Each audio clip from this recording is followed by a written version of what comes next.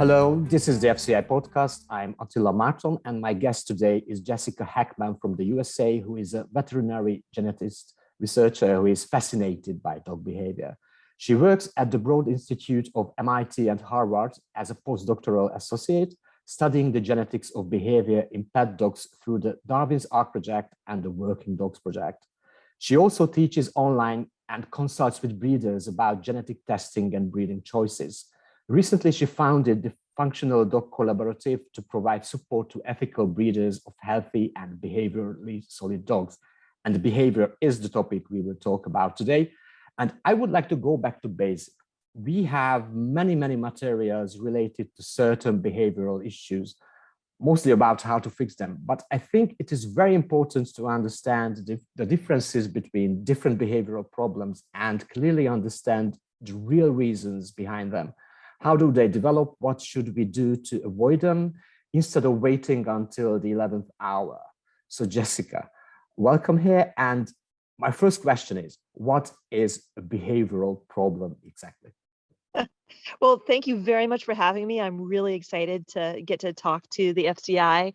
And you don't start with the easy question, do you? It sounds like it would be easy, but it's actually pretty complicated because there's no real agreed upon definition of what a behavioral problem is, and what's a problem for one person might be not a problem at all for another person. So I guess I would say one thing you might be talking about when you're talking about a behavior problem is a problem in your relationship with your dog, right? So you want your dog to do one thing and your dog is doing another thing, and that can be a bigger or a smaller problem. So I have a border collie in my household who barks a lot.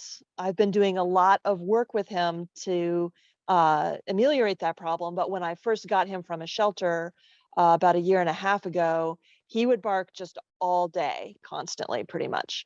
And that was a problem for me because I couldn't, get work done. But so there may be cases where people have a problem where they have difficulty living with the dog. But then the other question is the dog behaviorally healthy as a sort of a normal part of the dog's behavior? So you could have a relationship problem with your dog, but the dog could still be behaviorally healthy. So then the other question would be, if you have a dog that's barking too much, is it a problem with the dog, or is it a problem that the dog isn't getting enough exercise or something like that? So then I'd say beyond a relationship problem, there might be a problem that's a real pathology where the dog is not behaviorally healthy. And a lot of the examples we see like that are things that you would actually go to a veterinary behaviorist for, maybe treat medically. So things like compulsive disorder where the dog is tail chasing, things like aggression, some amount of warning other dogs off of your possessions is normal for dogs, but really lunging at, attacking, injuring other dogs is not normal and is not healthy. So I guess I'd classify those two different ways of thinking about it. One, there's an issue that's not maybe that the dog is unhealthy, but there's an issue in the relationship, and the other perspective is that you have a dog who's actually unhealthy. And if I wanted to stick to definitions, I would ask that what is a healthy and unhealthy? But I won't. Can I say that in case we are talking about an unhealthy behavior, it means that there is some kind of destruction, for example, for the outer world. I mean, the dog attacks someone, ruins things, etc., and or the behavior is harmful for the dog itself, because if I'm right, we recently have really good studies about the health effects of behavioral problems. Because in humans, we know that, for example, stress has a very, very massive negative effect on the human body. And if I'm right, the same is true about dogs. Yes. So that's an interesting way of thinking about it. I'd say for the most part, that's probably true. Although if a dog is very stressed by a situation, so in the case of a dog who's not getting enough exercise and barks because he's not getting enough exercise, then you might say that the dog would be behaviorally healthy in a different situation, but perhaps the amount of stress he's experiencing in this situation is not healthy. And it can be hard to pick apart how would this dog be in a different situation. I had a really interesting conversation with one of the behavior consultants I was working with to try to figure out how to deal with my border collie, Fitz. This behavior consultant is named Sarah Stremming. A lot of people may know her, at least in the US, a lot of people know her from her podcast. And what she said about a lot of border collies, including Fitz, is that they are normal but not healthy. So Fitz's behavior, she felt, was normal for a border collie in that we breed them to be this way, and it's very common in the breed. It's not surprising, so it's normal, but it's not healthy in that it's not good for the dog. And, sort of the implication is maybe we shouldn't breed them this way.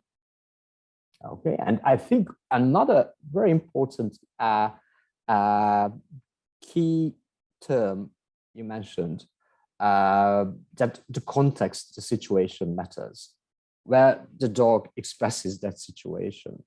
Because, for example, if we are talking about, I may be wrong, but if I'm talking about aggression, if there is something which triggered the aggressiveness of the dog, for example, the dog was attacked, or the dog feels itself in a threatening situation, of course it attacks back because, for example, fights for its own life or want to avoid the situation.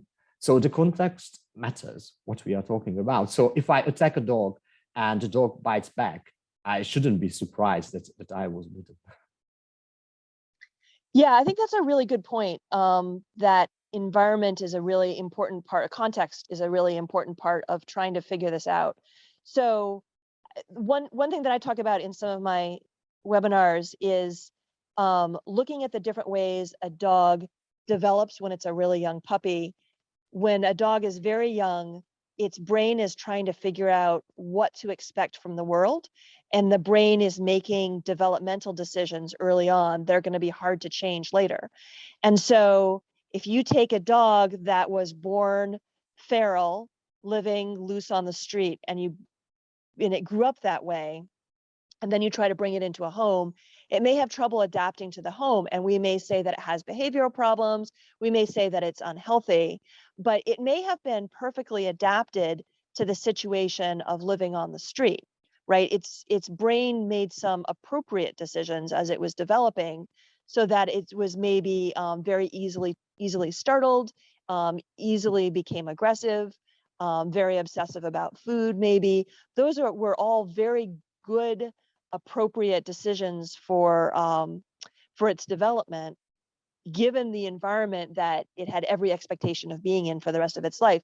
When you change its environment dramatically, all of a sudden it doesn't fit in anymore. But it's not good versus bad from the dog's point of view. It's just that it's not fitting into the environment that it had developed to expect. Which I think, does that help answer that question? Oh yes, yes. You gave an extra lot of information to my question, and you mentioned developing behavioral problems. You mentioned feral dogs, and what about dogs kept as pets? Because it is very, I would say it's a trend to keep dogs, even without the pandemic we had or having. People love to keep dogs as pets at home, and if I'm right, I think all over the world there are many dogs with different behavioral problems. What is the real reason behind, or reasons behind, the development of behavioral problems?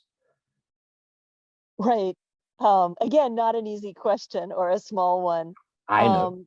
So as you know, I studied the genetics of behavioral problems, but the genetics of personality, right? And so that includes behavioral problems or behavioral tendencies, which may or may not be problems.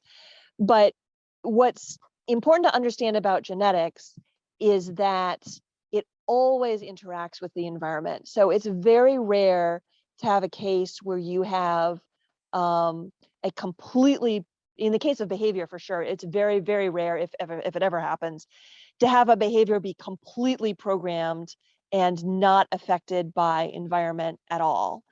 You can have very strong tendencies. If you have a line of dogs that you've bred to be pointers, it can be very, very likely that they're going to develop the pointing behavior. But it's not the case, particularly with the more complex behaviors like aggression, friendliness, fearfulness. Those are controlled by hundreds, if not thousands of genes, each with tiny little effects on the end behavior. And then it all interacts with environment. And then when we say that, we tend to think that environment is this sort of monolithic thing, like a pet dog environment or a working dog environment, or a good home or a bad home. But it turns out that environment is very, very complex.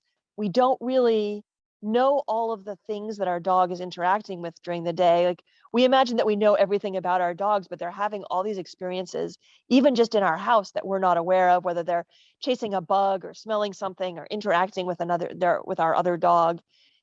They just have all this, they have their own lives, their own worlds, that we don't know everything that's going on for them.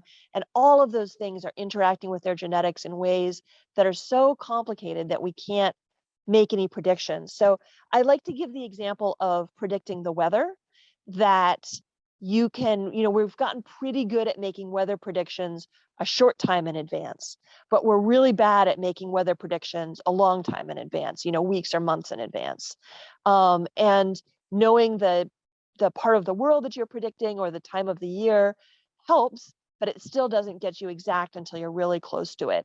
So I feel like it's a really good way of thinking about behavior in dogs. If you know the age of the dog, if you know the breed of the dog, that helps, but it's not going to get you an exact prediction. And it's very hard to look at a puppy and predict what they're going to be like as an adult. But if you have an adult and you get to know them very well, you might be able to predict how they're going to respond in a particular situation. But the sort of longer term, but how will they be 3 years from now, is a lot more difficult to predict. So what were you asking? You were asking what causes behavior problems. And so I would say it's always genetics and environment, where environment includes sort of their learning history, everything they've experienced. And environment is just much, much more complex than we naturally think about it. And can I say that I'm still thinking about what you said, but can I say that genetics, I mean genes, give you the possibility for something. And I'm not talking only about behavioral problems, but all those traits that we expect from dogs. Genetics gives you the possibility, but you have to trigger this behavior to be expressed by the dog. So you have to teach the dog things. You have to show how to adapt to the world, how to behave, how to react, etc., etc., etc. Yes, for sure. And I think it's very important that we provide. So when I was talking about environment, exactly, it's very important that we provide the type of environment that is going to guide the dog in the direction that we want the dog to go. And it's important to do that. It's very important for the breeder to be doing that. I think all responsible breeders know this, but it's just critical for the breeder to be doing that in those first few weeks, because there's very important developmental stages that are closed by 8 weeks of age, when the dog is usually going home to its permanent home. But then, of course, it's also important there's still other important developmental stages that are after that. So it's still very important for the owner who has the puppy to be socializing them appropriately. So all of that is important. And then, of course, when you have an adult, assuming they have great genetics and great genes, and they were socialized really well, both by the breeder and by the whoever had them as a puppy, and now they're an adult, but how you manage them ongoing is still really important. Not putting them in situations that are too much for them.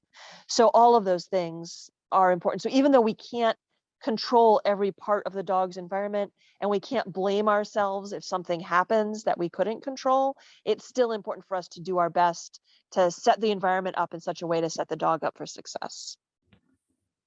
Yes, I think it is. I hope that it is well known for many people out there that the really early stage, the first some weeks, as you mentioned, are crucial in development, because if I'm right, then the nerve system is developing rapidly, and it is a very well researched area, I think. And is there any period? It might be a silly question. Is there any period when you can say that, okay, the development of the personality of the dog is done, and you don't need to take extra precautions about what to teach, how you behave, etc., etc.? Is there something like that? I don't think so. Some people, I use the term personality because for me, I define personality as a set of behavioral traits that are mostly consistent over time, but that can be changed. They just may be slow to change. Some people like to use the term temperament. And a lot of people define temperament as sort of this concept of this baseline part of, what the dog gets genetically. It's a baseline. It's, maybe you can put some changes on top of it, but that's sort of the blank slate of what you've got. And I don't think a dog is ever a blank slate. I think that genes are interacting with environment from conception, through development in the uterus, and then obviously through all the other parts of life that we've talked about. And I think that continues all the way up to death. It gets certainly much harder to change the dog's behaviors once it's an adult. It's just slower to make those changes, but you certainly can still make changes. Whether you'll make the changes as far as you want to is, of course, an entirely different question, right? If you have a severely aggressive dog and you need the dog to be safe in the household, I'm not saying that you would always be able to get the dog to be safe. In fact, in many cases, you can't. But I still think there's always some change that you can make. Okay. And you mentioned the uterus and the interaction with the environment. It gave me the idea to ask, does the health condition and the environment of the mother dog interacts with the health? Okay, with the health, it is obvious, and we talked about this at another episode. But does it have any effect on the puppies for the future? I mean, if I keep the mother dog in a stressful situation, if I don't feed the dog properly, does it have any effect on the fetus, or do we know anything about this? Yeah, those studies have not been done directly in dogs so far as I know. It's possible I'm missing them, but I don't think they have. But there's a lot of studies about that done in humans, and then in laboratory animals and laboratory rodents. And we're very confident that the experience that a fetus has when it's in the uterus is an important part of the development, so that if the fetus is not getting enough nutrition because the mother doesn't have enough nutrition, then there will be implications when it's an adult about how it metabolizes food, how it handles food. And it's certainly also the case that if the mother dog has a lot of stress hormones in her body because she's stressed while she's pregnant, that can also affect the behavior of the baby once it's born. And these are difficult studies to do because, you can have mom is stressed. How much of that has to do with what's going on in the uterus, and how much of that has to do with how the mom raises the puppy. Actually, one of the most interesting, and I don't think this is published, so it's not peer reviewed, but I'm going to tell you about it anyways. So for my PhD work, I worked with the Russian foxes, with samples from the Russian foxes.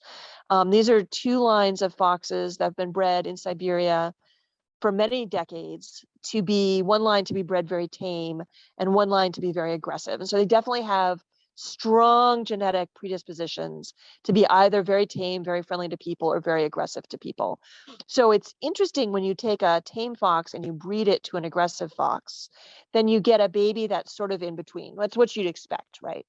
But what's very interesting is if the tame fox is the mother and the aggressive fox is the father, then the baby is going to tend to be a bit more tame than if the tame fox is the father and the aggressive fox is the mother. In other words, spending time in the tame uterus seems to have an effect. And you can test that by when they're born, take them away from the tame mother and have them raised by an aggressive mother and still see the effect. I mean, the best test obviously would be to take the fetus out of the aggressive uterus and transplant it into the tame uterus. And they haven't been able to do those studies with enough sample size. But I still think it's very interesting that you can sort of see that time in the tame uterus does seem to have an effect.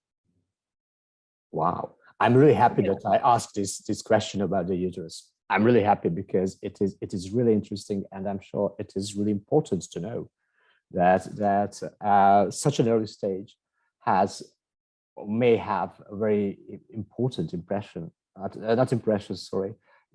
on the future behavioral problems. Well, it does, and there's some unfortunate implications for that. I mean, one thing is if you see a pregnant dog in a shelter, a lot of animal shelters will, when the pregnant dog is about to give birth, that's when they put her in a foster home.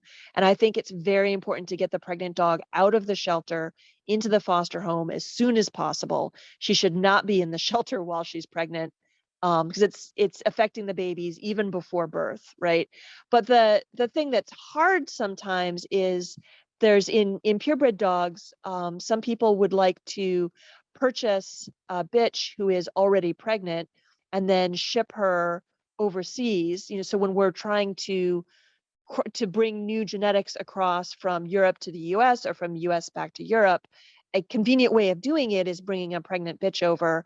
And it makes me uncomfortable to think about shipping overseas or putting on an airplane at all a pregnant dog, because I worry about how that would affect the babies. I think it is unquestionable procedure to do this. I think just to crossing bloodlines through continents, I think there is a much better way to do that. But it is an absolutely different topic. I completely agree on. Yeah. Okay. Back to developing behavioral problems. And it is a bit connected to human psychology and our own development. And I have my own theory. I'm not a scientist. I haven't done any research on that. But sometimes I have the feeling that people make a huge mistake, that they start to raise the puppies as they would do with their children. What do I mean?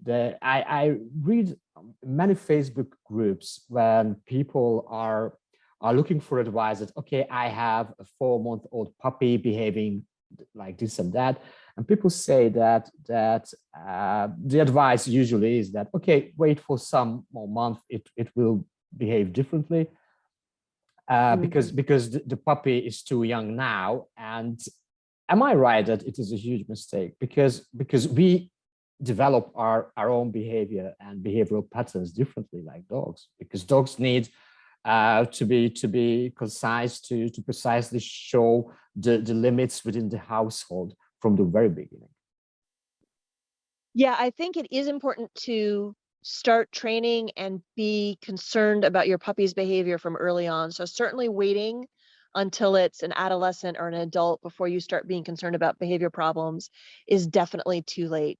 I don't want to say that you should panic about everything, because puppies do change a lot as they go through their development, right? And so if you see a behavior problem on one day and it goes away the next day, that's not something to be concerned about. But if you are seeing it continuing over a couple of weeks, then absolutely I would be concerned, and I would reach out to a behavioral consultant. I mean, if you're not sure, then reach out to a behavioral consultant. Reach out to someone who's a professional in the field of dog behavior management, not just dog training, but who is a professional with certification and experience in managing behavior problems, however you define behavior problems, and ask them, just have a consult and say, is this a problem? How would you deal with this? But I think you're right that changing the course of personality development is much, much easier earlier rather than later. Once they're an adult, if something has gone unchanged until they're an adult, it becomes much harder to change it then. And if you mentioned changing behavior, how easy? Okay, it is again a very, very simple question, which is really hard to answer. How easy is it to change a fixed behavioral pattern in a dog? And I think we could talk about this for 2 weeks because I know. Yeah, well, so you use the term fixed behavioral pattern, which makes me think of fixed action patterns, right? So there's some things that are really, that would be harder to change because they are a bit more programmed. I hesitate to use the word programmed, but there are things that puppies do naturally, right? So we're talking about the hunting sequence of they make the eye contact and stare at their prey. They stalk towards the prey. They run after it. They grab and bite and then kill, shake, and then dissect or eat. That would be the full sequence in wolves. And our domestic dog breeds show bits and pieces of that sequence. And so if there's some part of that sequence that a puppy is showing, it could be a little harder to sort of muffle that. But I think what you're talking about, help me know what you're talking about. You're talking about in an adult dog. Now the adult dog has some behavior that it's doing regularly. And you're asking how hard is it to change that behavior? Am I right? Yes. Yeah. I mean, of course, the answer is it depends, right? I know. It depends on how long it's been going on. It depends on how you try to change it. It depends on how reinforcing it is for the dog to do the thing that it's doing. So it can be sometimes easier. It sometimes can be extremely difficult. Certainly how long it's been going on is a really important part of that. But then the other part of it is what is driving it? What is causing the dog to do it, right? So if you have a dog who has started lunging and barking at people that they don't know, you don't want them to do this, obviously. If this is because the dog is really afraid, then sometimes it's a relatively confident dog. It's just had a couple of bad experiences. It hasn't been going on that long. You could turn it around pretty quickly. Sometimes it's a dog that just is pretty fearful of things in general. Maybe they have a genetic makeup that predisposes them to that, and then their early environment, possibly through no fault of the breeders, they just had some other experiences that sort of cemented them as a more anxious individual. And this can be like interactions with the other puppies in the litter, right? Like things that are very hard for us to manage. And so now it has grown up to be a fairly fearful dog, and that's really a part of its personality. And it's exhibiting these strong fears. It can be very hard to turn that around, but certainly possible. I tell you the reason why I asked you this really simple question that we could really talk about for weeks. But before that, I forgot to ask one thing. What about those behavioral problems which leads back to neurological problems? Because I am not experienced in this field, but I'm sure that there are, like in case of humans, like schizophrenia or serious depression, which has, I wouldn't say just a genetic background, but it is a kind of malfunction in the brain. Does a dog can have that? You know? Yes. Oh, yes, certainly. So the laboratory where I work, Carlson Laboratory at the Broad Institute, before I started working there, was studying compulsive disorder in dogs. So that was, they were looking mostly at Doberman Pinschers and Bull Terriers who are likely to develop this compulsive behavior of flank sucking, where they suck on their flank so much that they can break through the skin and really injure themselves, or tail chasing so that they spin. And these behaviors are definitely pathological. They're definitely doing damage to the dog. They're definitely making it hard for the dog to engage in everyday life. And they were able to find a genetic component to these behaviors. And the genetic component explained, I think, about 15%, 15% of the risk of developing the behavior. So it was interesting in a bunch of ways, right? So they found a bit of the genetic risk in Dobermans, but then discovered that there's more genetic risk, that when they were just studying Dobermans, they couldn't find the risk because it was fixed. In other words, these other genes that were predisposing Dobermans to this problem were the same in every Doberman. And so in order to see the different versions of the gene, the healthy version of the gene, they had to go compare to other breeds. So taking a Doberman, we have found some genes that make a Doberman at higher risk, but all Dobermans are at some risk of developing this disorder. But it still interacts with environment and how much enrichment the dog has, how the dog is managed. That can make it less likely that the dog will develop the disorder. So there's definitely diseases like that. There's been discussion when we're talking about dogs who are severely aggressive. I mean, like the type of aggression that they could kill another dog, seriously attack a human, that they have to be euthanized for. I've heard anecdotally that sometimes when necropsies are done on these dogs, they find structural abnormalities in the brain. And I think it would be of extreme value for there to be a large-scale study done where aggressive dogs who'd been euthanized, where we looked at their brains to see, are there actual issues in their brains that may be contributing to this aggression? Is that something that can help us understand that level of really extreme aggression better? At this point, there haven't been any studies. It's not well understood. Again, it's just anecdotal that I've had some people say, oh yeah, I did this and I've found these issues, but it's not published. There's no good control groups. But it's a really interesting area for possibly for future research. But I think there's no question that dogs have very similar issues to humans. The mammalian brain is, it's pretty similar across mammals in a lot of ways. Dogs respond to the same medications, the same behavioral medications that humans do. So we give dogs exactly the same Prozac and other SSRIs that we give to humans for very similar reasons. I mean, the human brain is special in a lot of ways, but it's certainly not completely different from other mammalian brains. Yes, and as you mentioned, the environmental element is also important here, because if I mention schizophrenia in case of humans, if I'm right, when someone inherits the disease itself, you can still keep it in control with drugs, and not just with the drugs, but the environmental elements also matter a lot, if I'm right. And yeah. The way I would say it with schizophrenia is that you don't inherit the disease, you inherit the risk of developing the disease. Okay. And that you may have a higher or a lower risk based on your genetics. So some people may have no risk. No matter what happens, they're not going to develop it. Some people may have very high risk. It's very likely they're going to develop it. And some people may have some low risk. They're probably not going to.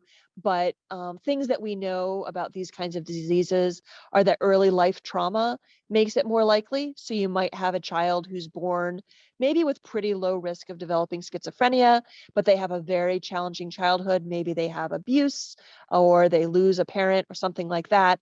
And then at that time, that time of life when schizophrenia develops, I'm not a human doctor, but I think it's sort of in the mid 20s or 30s. They may then develop it, and maybe they wouldn't have if they hadn't had such a difficult childhood.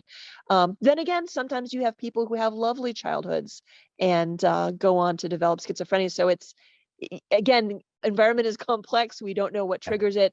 And there's greater or lesser degrees of risk. But diseases like that, you don't get it in the same way. Like von Willebrand's is a great example of a disease that the genes say you get it or you don't get it, right? There's one gene that controls it, and you either have it or you don't have it. But schizophrenia is very much not like that. It's very much risk-based. Yeah, it's complex, and it was a good example to come up with, because your explanation completely shows that how complex it is. Not just this, but any other things which have any kind of genetic relation or genetic background. It perfectly shows that it is not that simple, not that easy, and you have to take a lot of things into consideration. And the reason why I wanted to talk about referring back to my previous very simple question, if you can fix behavioral problems, that behavioral problems, I would say dogs with serious or mildly serious behavioral problems, they suffer something else as well, not just having conflict with the environment all the time, because one of the most one of the biggest reasons of the abandonment is the behavioral problems of dogs. And that's why I wanted to go a bit into the topic of fixing the problems. And I wanted to hear from you that it is possible. So if someone has a dog at home and the person loves his or her dog, it just takes time to do something to try to rehabilitate the dog, ask for a professional assistant, because in most of the cases, I'm sure it is a successful thing to fix those problems. Yeah, for sure. And there are people out there who have a lot of experience in helping with this kind of thing. What I find with, when I'm talking to a friend of mine who has a dog who has a behavioral issue, and I pretty much always encourage them to go reach out to a professional sooner rather than later. And often they'll say, "Oh, it's not that bad." And I want to say, it's not that bad yet, but it's going to be a lot easier to fix it now than if you wait until, a lot of people want to wait until they're at the end of their rope. They're ready to take the dog to a shelter or give the dog away. They can't cope with the dog anymore. And that's when they reach out to a behavior professional. And I sympathize with that. But it's just a lot easier if you do it sooner, for sure. And the other thing is recognizing the importance of having someone help you raise the puppy. So my little brother, he's 5 years younger than me, called me up a couple months ago and said he was going to get a puppy. And by the way, I happen to know that his wife was pregnant. And I was like, oh my God, a puppy and a baby, that's a lot. And I was like, I'm going to find you. I mean, I knew that if I told him just not to get a puppy, he wasn't going to listen to me. So best I could do was say, get someone really good to help you train this puppy. And I got him into a class with a behavior consultant who was certified through the International Association of Animal Behavior Consultants, IAABC, which is just a really great organization. So she really knew what she was doing, and it was a great class. And my brother actually, how often does this happen? My brother actually said to me the other day, "This is the best dog I've ever had, and I really think it's because of that class that we took." Again, I'll say it's genetics and behavior. I think he got lucky with that dog's genetics as well. But there's so much to be said for finding a really good puppy class early on. And really investing in doing what they tell you to do and training the puppy. And actually, I think you said something important again, a key phrase, which is about do it early, as soon as you can, because you can't skip this part.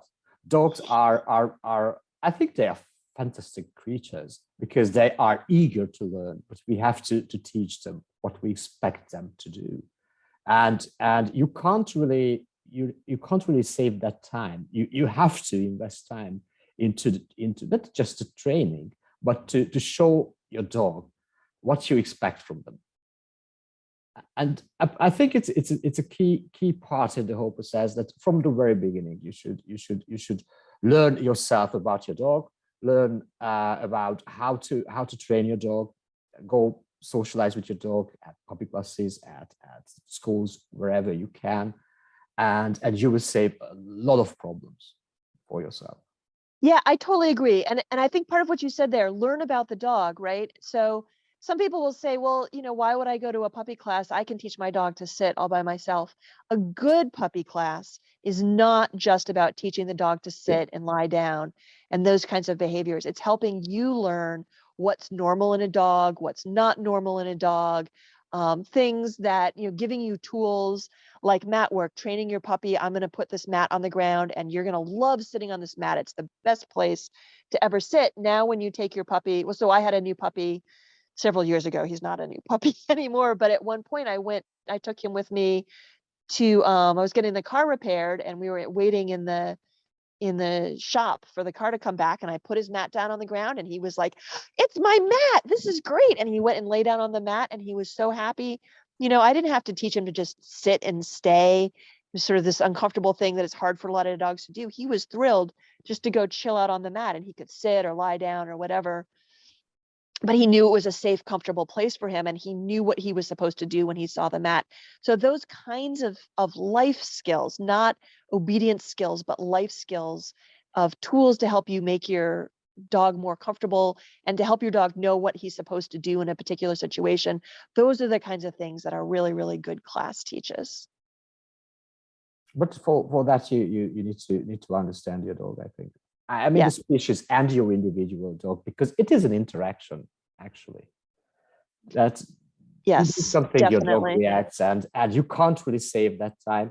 I don't know if I can say something like that in case you don't take time teaching your dog how to experience the world, how to interact with the world, sooner or later there will be behavioral problems. And as you said, it's much easier to start from the very beginning, to show your dog what you expect, how to behave, because in many cases behavioral problems will arrive and they will not disappear by themselves. Right. Definitely. I think it's easy for us to forget that dogs don't understand our world the way we understand our world, right? My perception of someone of a total stranger, walking up to the door, ringing the doorbell, dropping a box in front of the door, and then immediately walking away. To me, that's a good thing, because that means my Amazon delivery has come.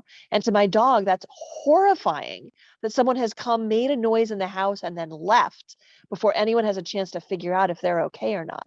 Just the level at which they do not understand our world without having it explained to them, but we don't speak their language. You know what I mean? Like, yeah, I think it's just so important for us to recognize how hard it is for them to fit in unless we learn about their perspective.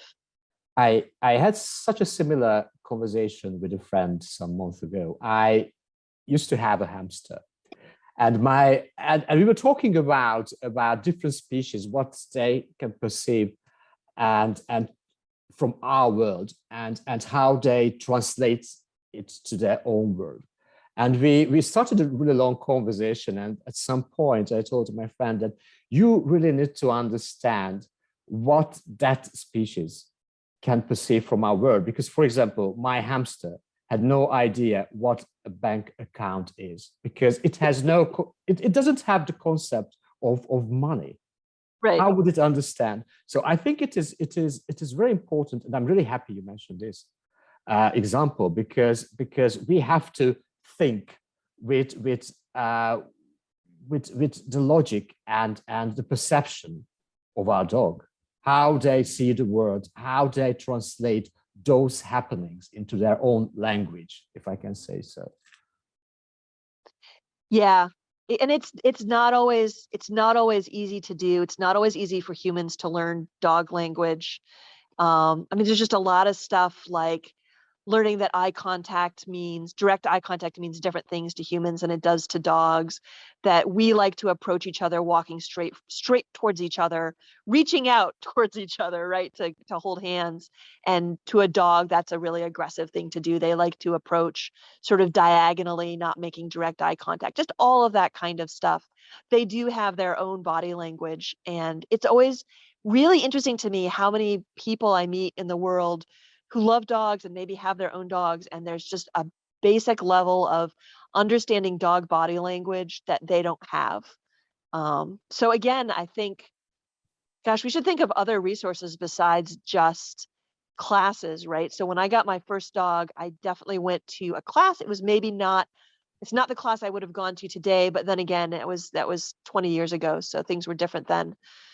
Wow, that was 20 years ago. Anyways, but I started reading a lot of books too, right? And a lot of us, if you are going to have a human child, you're going to read books and go to classes and try to figure out how to do it right. And I think the same thing for dogs is, become a dog geek. Go start reading books and listening to webinars and just start immersing yourself in dogs and what they're about. You'll have great results with your own dog. Yes, and I think we have incredible amount of professional articles, webinars, podcasts. So if someone really wants to learn about his or her dog, the chances there it's open. You can find anything actually, and science is developing rapidly. It's fascinating to see how much we know now. Of course, a lot we don't know, and probably we'll never know. But it is incredible for me. So if someone wants to really learn about dogs' behavior and any other areas, first of all, you have the resources. And secondly, you can't really skip it. You can't really skip. You need to take the time to understand your dog and to make it possible not to develop behavioral problems. And if behavioral problems happen, you have to be responsible for that and do something to fix it. Otherwise, it will be a very bad situation for yourself, for your dog, and probably for the whole environment. Yeah. I think we managed to cover a very, very rough topic, because I think it sounds really easy to talk about, okay, let's talk about what a behavioral problem is and how it develops. But I think it was a challenge, I think. But we managed to collect all the necessary information and to show how complex it is and why it is so important to handle. So Jessica, I'm really, really thankful you accepted my invitation to this episode. And I do hope that we will talk to each other at the next time about another topic. So thank you. I would love that. Thank you so much. Thank you. Thank you.